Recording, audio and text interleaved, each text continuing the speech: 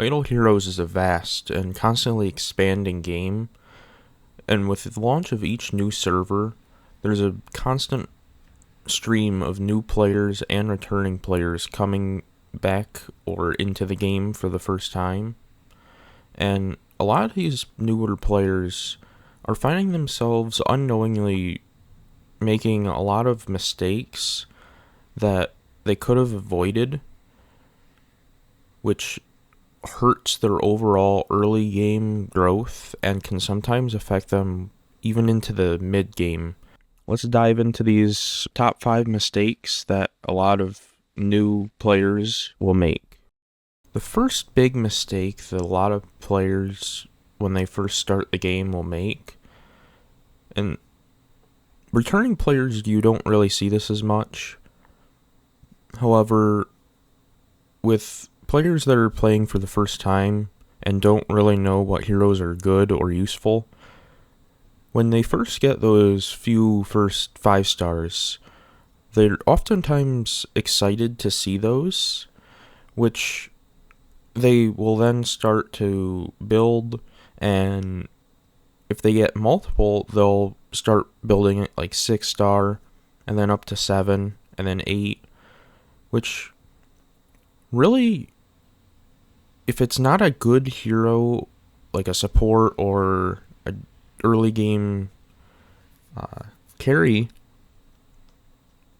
it'll hurt their overall progress in the early game, because they'll be way behind where they could have been with, say, the Gruda that you get for doing the newbie growth plan.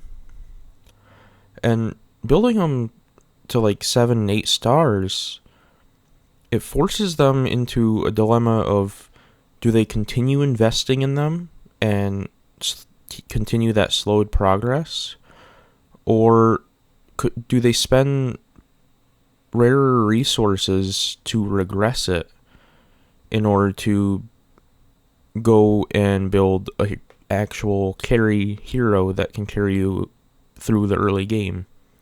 For a lot of players, this will be like a Gruda. If you're a lower or mid spender, you might go Eloise. However, most free-to-play and low spenders will go Garuda as their early game carry, up to E5. I'll touch more on that in a future video. However, this mistake really slows down very early progress. So, like the first couple weeks on a server, those are the time that this mostly affects. Tying a bit into the last one I talked about, is the second major mistake that newer players make is they spread their resources too thin. So that would be like building wide. We always say focus on one specific hero and maybe a support to support it in order to get more progress. Now, a lot of newer players, they like to build like 2 or 3 heroes at a time. I see this far too common on new servers when new players start. They'll build multiple heroes up to 6 star and then 7, and that spreads your food heroes so thin that you'll always be lacking what you need in order to upgrade your hero. And once it gets up far enough, all of those heroes are going to require the same 9 star or 10 star food. So you want to focus really on just one main hero and then a support. So like Ignis is a good support in the early game and late game. And you'll use an Ignis all the way through even the end game. She's still used. But focusing on just the one major hero and then the support to go around that hero will allow you to progress more efficiently and faster than the people that are building wide. Now, mistake number 3, we're going to talk about saving resources. A lot of players will not save their resources, and they'll use it almost as soon as they get it, so they can just maybe they'll get that next 5-star food they need, or maybe they'll get just enough where they can get an artifact chest from an event. This is not good. You really want to save your resources, like gems, your wishing coins, your scrolls. You want to save those until you know for a fact that you have enough to get, for free to play, that'd be chasing like an artifact chest in the early game. Or if maybe you're getting close to unlocking the Void campaign and you have your first Transcendence hero, maybe it's chasing those sublimation chests. Maybe you have all the sublimation. Maybe you need core chests. You need to save these resources until you know you can get what you need from an event, and then you use them. Because using them as you get them, or too soon, it can hinder your long-term growth, and it will leave you scrambling to find more of that resource when you need to do a event, or you need to get a specific resource from an event and you don't have the stuff to get it. So you really need to make sure you're saving your resources until you really need them and you have enough to get what you want from it. And tying back to the last mistake I just talked about is with artifacts. Newer players don't really know what artifacts are good and what artifacts are not.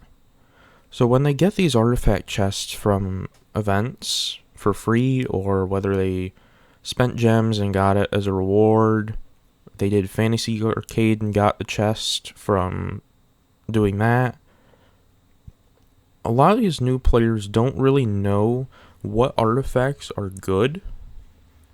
So what they'll do is they'll end up opening that chest for an artifact that really isn't useful to them in the early or mid game, and sometimes they just don't know what to pick, so they end up picking something that they can't use and it won't help them at all in the stage of the game where they're at.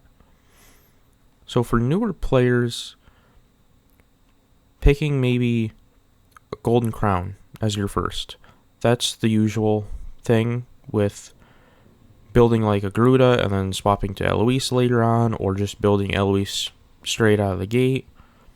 You want to get that golden crown and then maybe think about your second artifact that you want to max, like your first Splendid. Golden crown on an Eloise can get you by through most of the early game. You'll want to make that Splendid later on, however, it's not really required. So you can make a Splendid melodic strings to put on the ticks, or something like that, where it's going to help you make that progress long term. So you need to make sure that, because artifact chests are limited in quantity for free-to-play players and low spenders, you can't really get a lot of them fast unless you're a heavy spender. So you want to try and make sure you're utilizing these efficiently.